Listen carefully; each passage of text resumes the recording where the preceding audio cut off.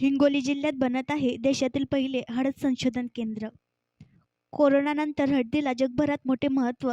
पाश्चिमात्य राज्यात रोगप्रतिकारशक्ती वाढविणारा इम्युनिटी बूस्टर घटक म्हणून हळदीच्या गोळ्या विकल्या जात आहेत. स्टारबक्स सारख्या आंतरराष्ट्रीय चेन असलेल्या कॅफेमध्ये गोल्डन टर्मरिक लॅटे या नावाने हळदीचे दूध महागड्या दराने विकले जात आहे.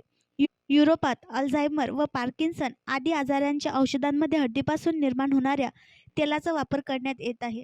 हळदीचा वापर दैनंदिन जीवनापासून ते औषधी निर्मितीपर्यंत केला जातो. त्यामुळे हळदीला देश आणि जगभरातून मोठी मागणी आहे. या पिकास कीड कमी प्रमाणात लागते. पाण्याचा वापर कमी प्रमाणात होतो.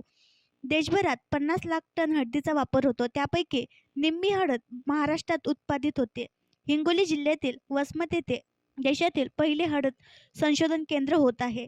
देश आणि जागतिक पातळीवरून हळदीला असलेली मागणी लक्षात घेऊन राज्यातील शेतकऱ्यांना हळद लागवडीसाठी प्रोत्साहित करून त्यांचे क्लस्टर करणार आहे. या केंद्रासाठी 800 कोटी रुपयांचा निधी आजच्या बैठकीत मंजूर करण्यात आला आहे. आणखी नवीन व्हिडिओ पाहण्यासाठी आमच्या देशमुख एक्सप्रेस न्यूज चॅनलला सबस्क्राईब करा, लाईक करा आणि शेअर करा.